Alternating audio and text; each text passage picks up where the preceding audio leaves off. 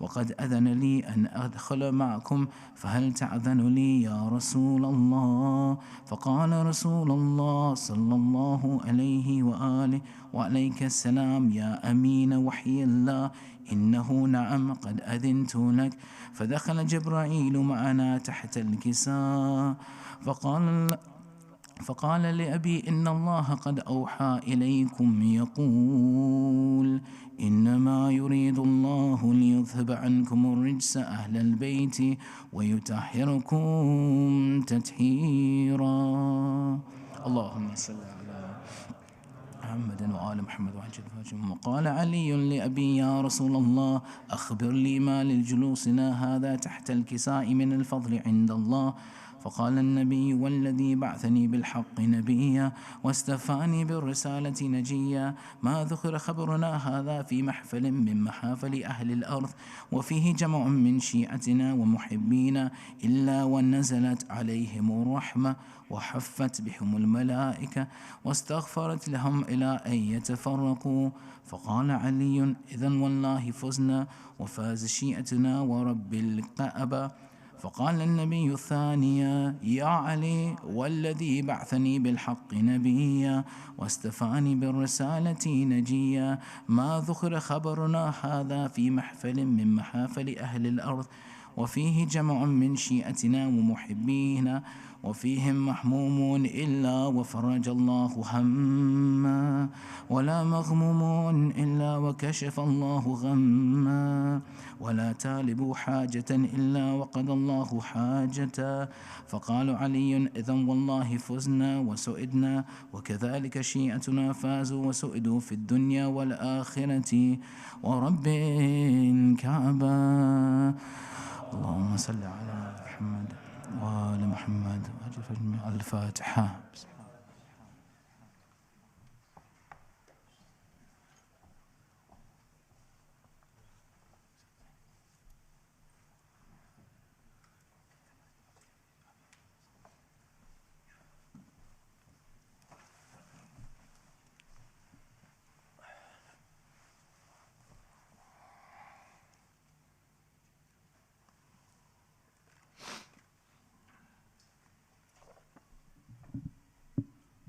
أعوذ بالله من الشيطان اللعين الرجيم. بسم الله الرحمن الرحيم. ياسين والقرآن الحكيم إنك لمن المرسلين على صراط مستقيم تنزيل العزيز الرحيم لتنذر قوما ما أنذر آباؤهم فهم غافلون. لقد حق القول على أكثرهم فهم لا يؤمنون. إنا جعلنا في أعناقهم أغلالا فهي إلى الأذقان فهم مقمحون. وجعلنا من بين أيديهم سدا ومن خلفهم سدا فأغشيناهم فهم لا يبصرون. وسواء عليهم أأنذرتهم أم لم تنذرهم لا يؤمنون. إنما تنذر من اتبع الذكر وخشي الرحمن بالغيب فبشره بمغفرة وأجر كريم. إنا نحن الموتى ونكتب ما قدموا وآثارهم وكل شيء أحصيناه في إمام مبين. واضرب لهم مثلا أصحاب القرية إذ جاءها المرسلون إذ أرسلنا إليهم اثنين فكذبوهما فعززنا بثالث فقالوا إنا إليكم مرسلون. قالوا ما أنتم إلا بشر مثلنا وما أنزل الرحمن من شيء إن أنتم إلا تكذبون. قالوا ربنا يعلم إنا إليكم لمرسلون وما علينا إلا البلاغ المبين. قالوا إنا تطيرنا بكم لئن لم تنتهوا لنرجمنكم وليمسنكم منا عذاب أليم. قالوا طائركم معكم أئن ذكرتم بل أنتم قوم مسرفون. وجاء من أقصى المدينة رجل يسعى قال يا قوم اتبعوا المرسلين اتبعوا من لا يسألكم أجرا وهم مهتدون. وما لي لا أعبد الذي فطرني وإليه ترجعون أأتخذ من دونه آلهة إن يردن الرحمن بضر لا تغن عني شفاعتهم شيئا ولا ينقذون إني إذا لفي ضلال مبين إني آمنت بربكم فاسمعون قيل ادخل الجنة قال يا ليت قومي يعلمون بما غفر لربي وجعلني من المكرمين وما أنزلنا على قومه من بعده من جند من السماء وما كنا منزلين إن كانت إلا صيحة واحدة فإذا هم خامدون يا حسرة على العباد ما يأتيهم من رسول إلا كانوا به يستهزئون ألم يروا كم أهلكنا قبلهم من القرون أنهم إليهم لا يرجعون وإن كل لما جميع لدينا محضرون وآية لهم الأرض الميتة أحييناها وأخرجنا منها هبا فمنه يأكلون وجعلنا فيها جنات من نخيل وعناب وفجرنا فيها من العيون ليأكلوا من ثمره وما عملته أيديهم أفلا يشكرون سبحان الذي خلق الأزواج كلها مما تنبت الأرض ومن أنفسهم ومما لا يعلمون وآية لهم الليل نسلخ منه النهار فإذا هم مظلمون والشمس تجري لمستقر لها ذلك تقدير العزيز العليم والقمر قدرناه منازل حتى عاد كالأرجون القديم لا الشمس ينبغي لها أن تدرك القمر ولا الليل سابق النهار وكل في فلك يسبحون وآية لهم أنا حملنا ذريتهم في الفلك المشحون وخلقنا لهم من مثله ما يركبون وإن نشأ نغرقهم فلا صريخ لهم ولهم ينقذون إلا رحمة منا ومتاع إلى حين وإذا قيل لهم اتقوا ما بين أيديكم وما خلفكم لعلكم ترحمون وما تأتيهم من آية من آيات ربهم إلا كانوا عنها معرضين وإذا قيل لهم أنفقوا مما رزقكم الله قال الذين كفروا للذين آمنوا أنطعم من لو يشاء الله أطعمه إن أنتم إلا في ضلال مبين ويقولون متى هذا الوعد إن كنتم صادقين ما ينظرون إلا صيحة واحدة تأخذهم وهم يخصمون فلا يستطيعون توصية ولا إلى أهلهم يرجعون ونفخ في الصور فإذا هم من الأجداث إلى ربهم ينسلون قالوا يا ويلنا من بعثنا من مرقدنا هذا ما وعد الرحمن وصدق المرسلون إن كانت إلا صيحة واحدة فإذا هم جميع لدينا محضرون فاليوم لا تظلم نفس شيئا ولا تجزون إلا ما كنتم تعملون إن أصحاب الجنة اليوم في شغل فاكهون هم وأزواجهم في ظلال على الأرائك متكئون لهم فيها فاكهة ولهم ما يدعون سلام قولا من رب رحيم وامتاز اليوم أيها المجرمون ألم أعهد إليكم يا بني آدم ألا تعبدوا الشيطان إنه لكم عدو مبين وأن اعبدوني هذا صراط مستقيم ولقد أذل منكم جبلا كثيرا أفلم تكونوا تعقلون هذه جهنم التي كنتم توعدون اصلوها اليوم بما كنتم تكفرون اليوم نختم على أفواههم وتكلمنا أيديهم وتشهد أرجلهم بما كانوا يكسبون ولو نشاء لتمسنا على أعينهم فاستبقوا الصراط فأنى يبصرون ولو نشاء لمسخناهم على مكانتهم فما استطاعوا مضيا ولا يرجعون ومن نعمر ننقص في الخلق أفلا يعقلون وما علمناه الشعر وما ينبغي له إن هو إلا ذكر وقرآن مبين لينذر من كان حيا ويحق القول على الكافرين أولم يروا أنا خلقنا لهم مما عملت أيدينا أنعاما فهم لها مالكون وذللنا لهم فمنها ركوبهم ومنها يأكلون ولهم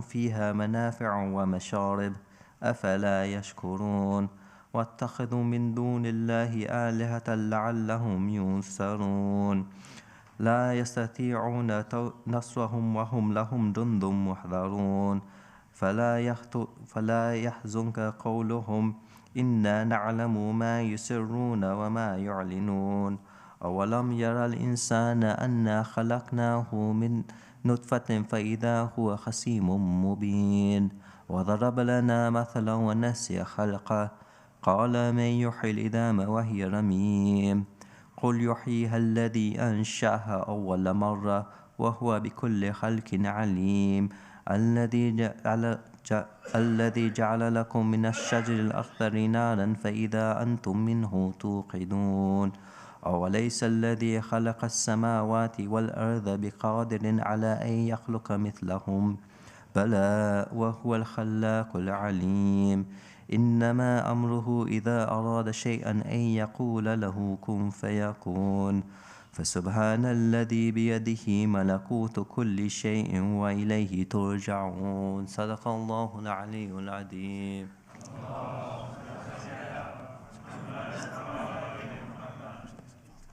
الفاتحة.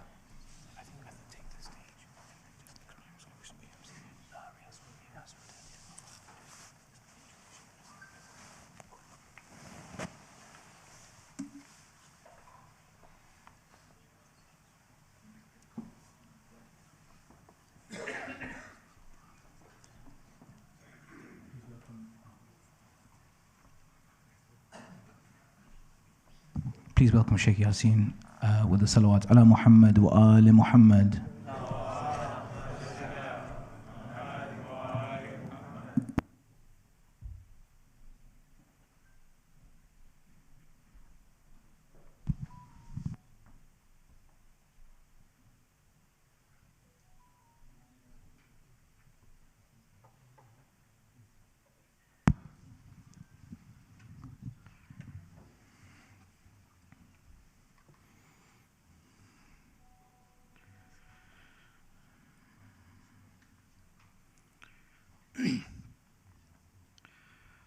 أعوذ بالله من الشيطان الرجيم بسم الله الرحمن الرحيم والصلاة والسلام على جميع الأنبياء والمرسلين لا سيما خاتمهم وأفضلهم محمد مصطفى صلى الله عليه وآله وسلم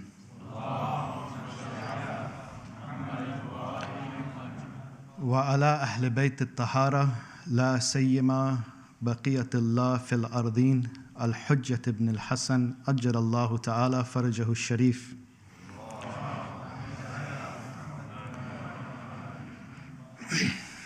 Respected elders, brothers and sisters, children, Assalamu alaikum wa rahmatullahi wa barakatuh.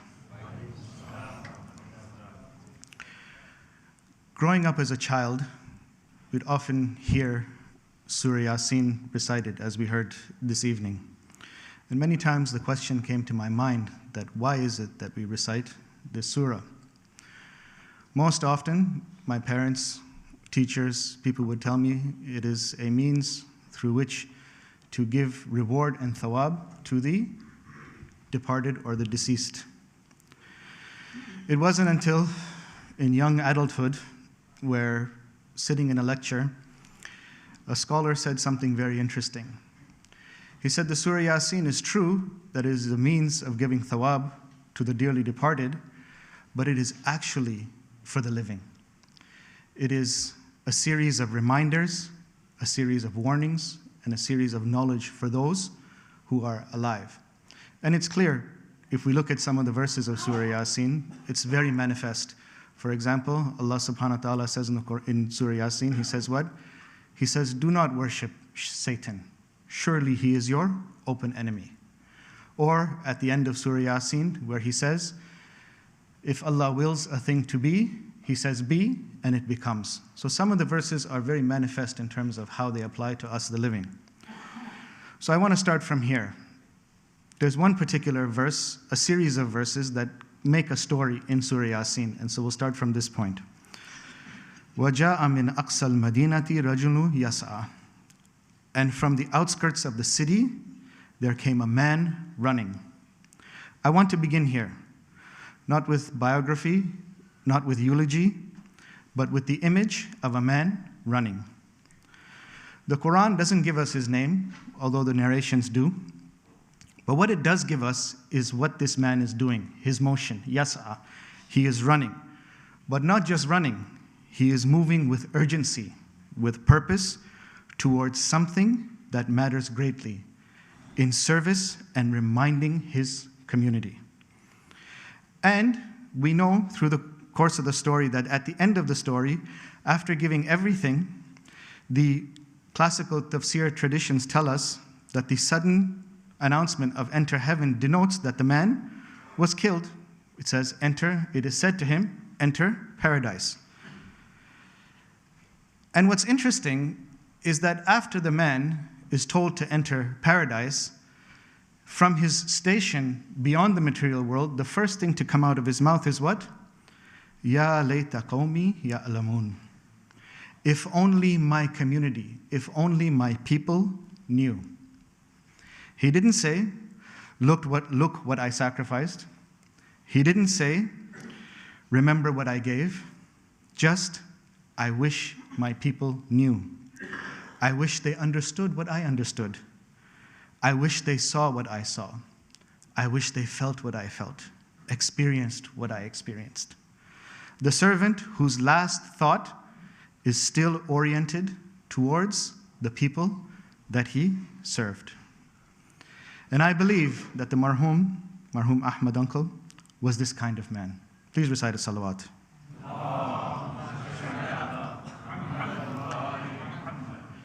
We are gathered tonight in grief. And I want to say something about grief before I say anything else, because we have this tendency to move quickly past grief. And the danger in that is that moving too quickly past grief becomes something that we end up carrying and not knowing that we carry. The topic of grief is a vast one, and inshallah for another time.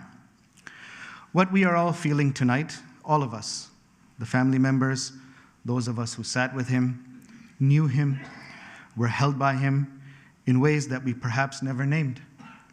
What we are feeling is not only the sadness of death, it is the sudden awareness of something that was present amongst us and has become absent. And what is that thing?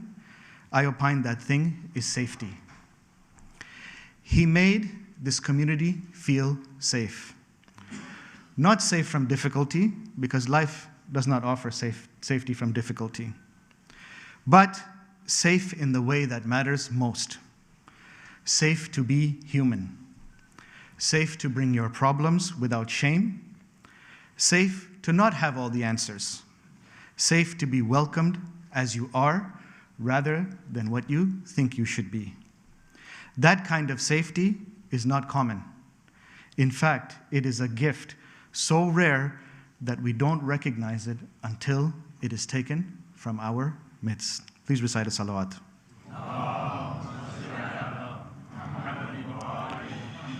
In our tradition, Allah subhanahu wa ta'ala, we are told, instructed in the Quran, to call him by his beautiful names, Asma al-Husna. Each one is a different face of the real turned towards creation. One of those names in Surah Al-Hashr is Al-Mu'min, the grantor of security, the one whose very presence is a ground of safety. The verse says, Al-Malikul Quddus As-Salamul Mu'min, the sovereign, the all-holy, the source of peace, and the grantor of security. Our mystical tradition teaches us that the names of God are not merely descriptions of a distant God. Rather, they are living realities that seek place to land, seek place to manifest, a loci of manifestation within the creation of God. They seek for places to appear or manifest, people through whom they can become visible, tangible, and touchable for those who need them. When a person creates genuine safety in a community, when their presence itself becomes a kind of shelter, they are not merely being kind. They are being a mirror or manifesting the name Al-Mu'min. They are allowing one of the divine names to become visible through them and accessible through them. The Marhum carried that name. Whether he would have used this language or not, he carried it. And this room tonight is full of people who have received it to varying degrees. Please recite a salawat.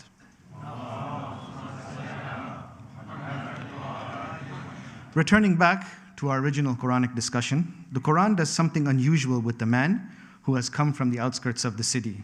It tells us he served, he sacrificed, he admonished, and then, suddenly, he's told to enter paradise.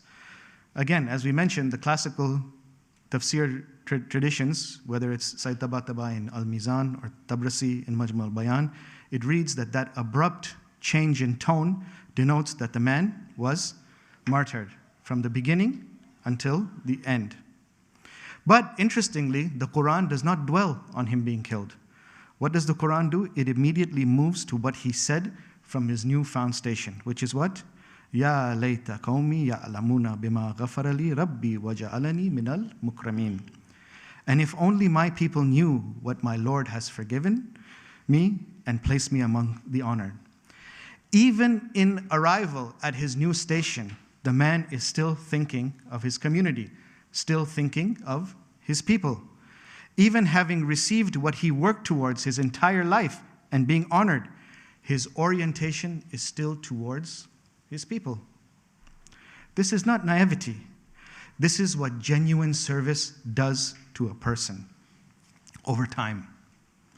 It orients the heart so thoroughly towards others and the ones we serve that even joy becomes that thing that we want to share. And the ultimate joy, if we see in the man, is achieving the station that he achieved. This is what years of service to this community did to the Marhum. It oriented him, and it oriented people. People who have genuinely given themselves, leave behind something that does not disappear with the physical body. They leave behind the orientation itself, transmitted quietly into everyone who sat in their presence long enough to absorb it. Please recite a salawat.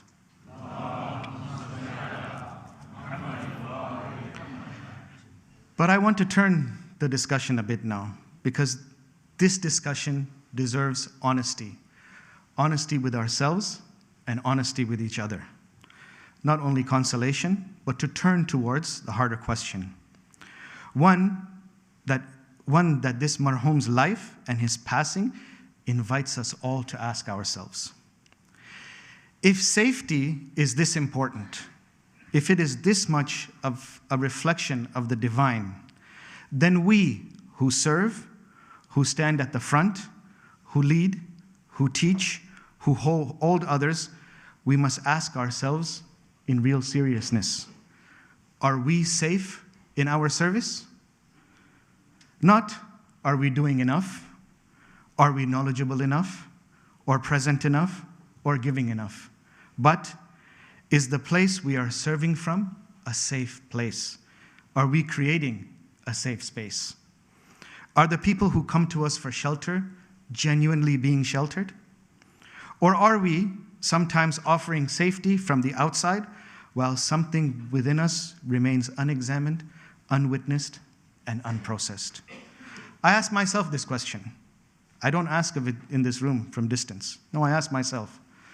Because in our mystical tradition, there is a very beautiful concept of self-accounting, accountability. It's called muhasaba, an honest self-accounting. And in the context of service, it is not a private spiritual exercise disconnected from those whom we serve. It is precisely what makes our service safe.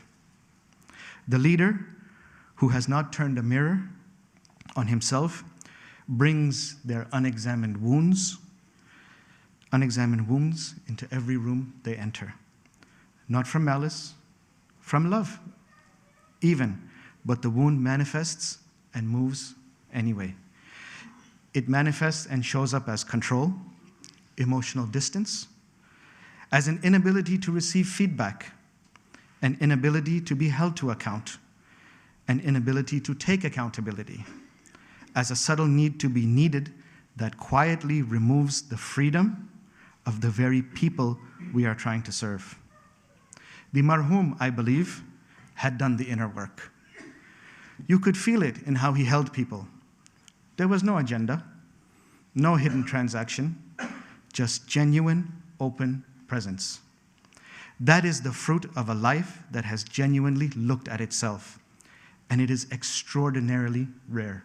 Please recite a salawat.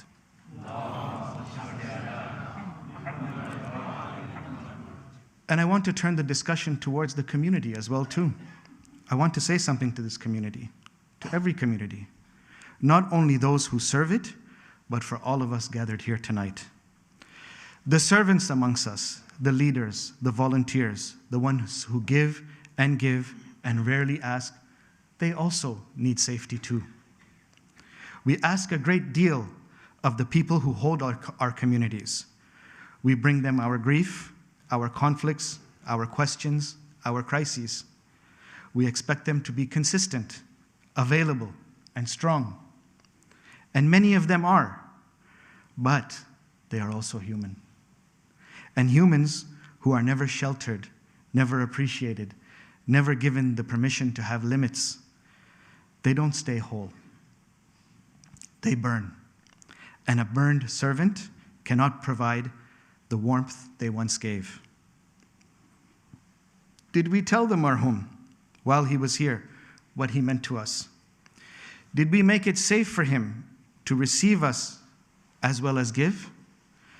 Did we honor him not only in times of need, but in the ordinary, in between moments of his ordinary life? And in my North American colloquialism, did we give the man his flowers in his lifetime? These are questions not meant to produce shame. Shame is rarely generative. These are questions to produce intention about how we carry forward the relationship between this community and those who serve it. Because the responsibility runs in both directions. It has to. That is what makes a community as opposed to just an empty gathering of people. Please recite a salawat.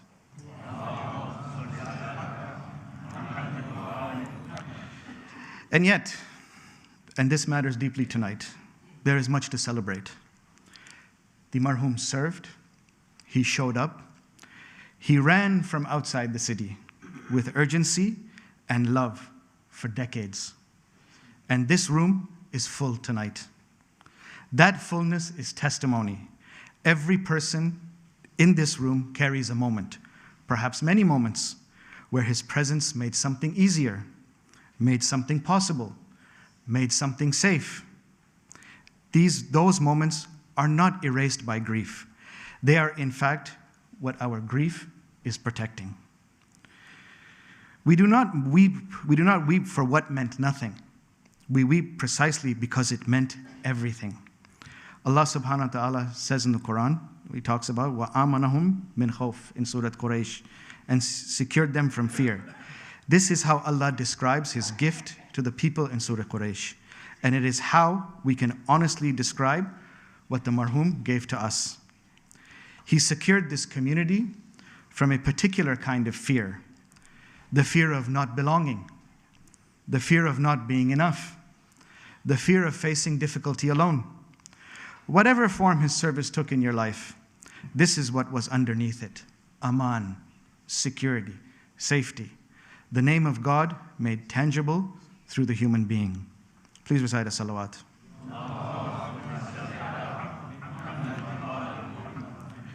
Our mystical tradition talks about the concept of annihilation in God. It's called fana. But interestingly, a part of this annihilation in God is to be annihilated. Annihilation of the self in service to God, be it, and in most cases, it comes by serving His creation, right? But annihilation in God is not the end of the story. If we look at the mystical tradition again, it is followed by baqa, which is what? Subsistence and continuance. The servant who poured themselves into something greater does not simply stop. What they carried continues. Transformed, yes, in a different form, but not gone. The safety he created is not buried with him. In this room, every person who learned from watching him what it looks like to hold someone without an agenda, in every moment we choose going forward to make this community safer. For those who need to be held, for those who have given their lives to the holding. To his sons, I say, your father ran.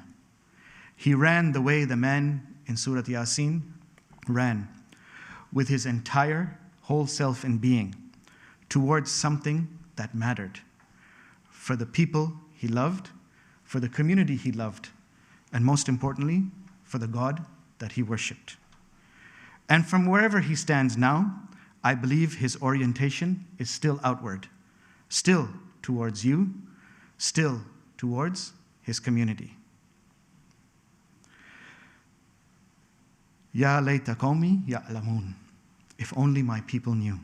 Tonight, we know, and knowing carries its own responsibility. Please recite a salawat.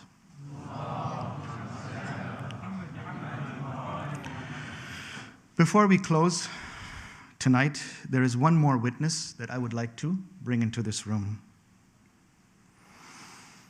In the ziyarah of Abul Fadl al-Abbas, the words the tradition has given us to address him across centuries opens with a description that now, in light of everything we have said tonight, lands differently.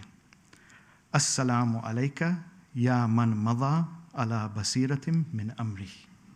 Peace be upon you, O the one who proceeded with deep and inner vision of his affairs.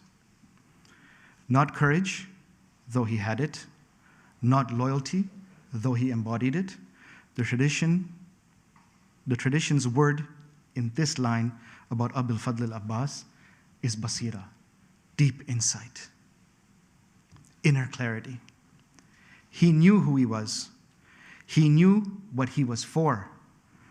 There was no gap between his purpose and his movement. No unexamined wound running between the surface of his service. He was safe within himself because he had the clarity and that basira of his affairs and his very assistance and service. Therefore, he was safe within himself. And as a result of him being safe within himself, he became the safety of the camp of Imam al-Hussein. While Abul Fadl Abbas stood in Karbala, the household of the Prophet was held.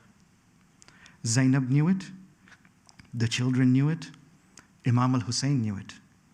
There was a presence among them that said without words, without announcement, while I am here, you are not alone. While I am here, you are safe. That is what basira in a servant produces. Not just strength, but safety. And then the afternoon of Ashura came. The children were thirsty. The camp had been without water for 3 days. Abul Fadl Abbas took the water skin and rowed towards the Euphrates, not for himself. When he reached the water, the narrations tell us he cupped it with his hands and poured it back. He would not drink while Imam al-Hussein and the household were thirsty, not one drop. He filled the water skin and turned back. They were waiting for him on the other bank. His right arm was severed. He took the water skin in his left. His left arm was severed. He held the water skin to his chest. An arrow found it. The water ran out into the sands of Karbala, and Abul Fadl Abbas fell. He did not bring the water back. The servant who had held everyone safe could not complete the final act of safety, not because his basira failed. It never failed. but because the body has limits that the soul does not. Imam al-Hussein came to his brother. There are no words adequate to what passed between them at the river. What we know is that Imam al-Hussein wept over Abul Fadl al-Abbas the way he had wept over no one else on that day. Because Abul Fadl al-Abbas was not only his brother, he was the wall, he was the safety, and now the camp stood exposed in a way it had not before. This is the cost of safety in service at its most complete. To give everything, not in one dramatic gesture, but in a lifetime of basira, a lifetime of knowing your purpose and moving toward it until the body can move no more. Assalamu alayka ya man madha ala basirat min amrihi. He knew his affair. He proceeded on it, and he did not turn back. Ala la'natullahi ala al-qawmi adh-dhalimin. Inna lillahi wa inna ilayhi raji'un. May Allah grant Marhum Ahmed Abdulhussein Daya a station near those who knew their affair and proceeded on it. May He unite them in the company of those who served and were safe and made others safe. May He widen for him what lies ahead and illuminate for him what surrounds him. May He make his grave a garden from the gardens of paradise. And may He make us worthy of what He gave us by becoming, in whatever measure we are able, people in whose presence others feel safe. Rabbana taqabbal minna innaka antas samiul alim. Wassalamu alaikum wa rahmatullahi wa barakatuh. Suratul Mubarakatul Fatiha.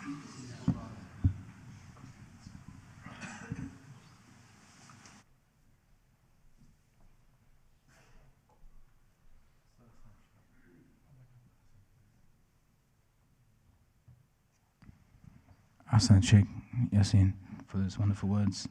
I think one of the things that resonates that he said is the sudden awareness of something that we had but that we've lost.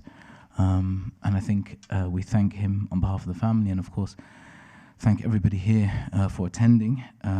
It is reminiscent of the hadith of the commander of the faithful, Imam Ali alayhi salam, who says, Allahumma salli ala Muhammad wa ala, who says that opportunities are like clouds. Once they go, they never return. And perhaps this time is a time for us to reflect on the incredible legacy Ahmed Uncle left, a life of incredible charity, of sadaqah, of perpetual sadaqah, sadaqah jariyah.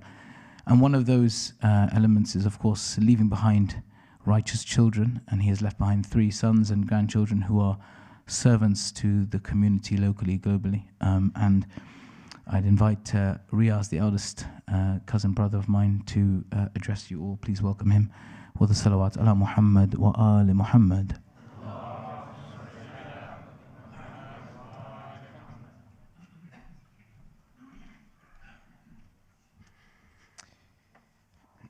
Bismillahir Rahmanir Rahim. Elders, brothers, sisters, Assalamu alaikum. So I'd like to say a few short words on behalf of my father, Marhum Ahmed Daya, before we conclude the program with ziyarat. So for Papa, this community was the center of his life. You know, he saw this hallway as his home, his home away from home, and all of you in this center as his place of solace throughout all the seasons and throughout all the years. So firstly, as a family, we'd like to thank all the volunteers that make this community. Those who have made this program so seamless and this whole process of death so seamless. Volunteers who never fail to step up, no matter the season, no matter the occasion. They've made all of this so much more manageable for us, the family, and for that we are all eternally grateful. Secondly, I'd like to thank you all for attending, all of you. I mean, if he was still with us, he would feel so warmed by all of you being here. And for all of the family, I can really tell you that it touches our hearts that you're all here. There are so many collective memories shared within these 4 walls right now, and we'll forever always be grateful for you being here at this difficult time. Finally, as is our custom, on behalf of my father, Ahmed Daya, if he has ever wronged anyone here, if he has ever offended or slighted anyone, I'd like to ask you to please find it in your hearts to forgive him, for we all err and we are all human.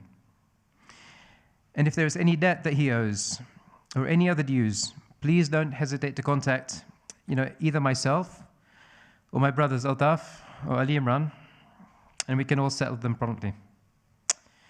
Please recite one last Surah Fatiha for my father, Marhum Ahmed Daya, and all Marhumin. Assalamu alaikum wa rahmatullahi wa barakatuh.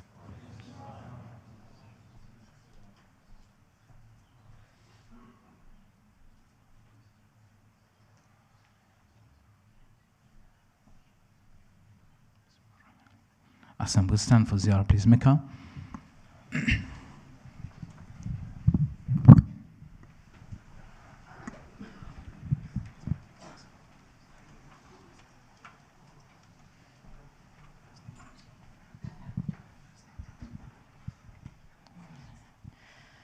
السلام عليك يا رسول الله، السلام عليك يا أمير المؤمنين، السلام عليك يا فاطمة الزهراء، السلام عليك يا خديجة الكبرى، السلام عليك يا حسن المجتبى، السلام علينا وعلى عباد الله الصالحين، والسلام عليكم ورحمة الله وبركاته. بسم الله الرحمن الرحيم. السلام عليك يا علي بن الحسين ومحمد بن علي وجعفر بن محمد وموسى بن جعفر وعلي بن موسى ومحمد بن علي وعلي بن محمد والحسن بن علي والحجة بن الحسن، أجل الله فرجه وسخر الله مخرجه وظهورا. والسلام عليكم ورحمة الله وبركاته. بسم الله الرحمن الرحيم. اللهم كل وليك الحجة ابن الحسن صلواتك عليه وعلى آبائي في هذه الساعة وفي كل ساعة وليا وحافظا وقائدا وناصرا ودليلا وعينا حتى تسكنه عزك طوعا وتمتعه فيها طويلا برحمتك يا رب.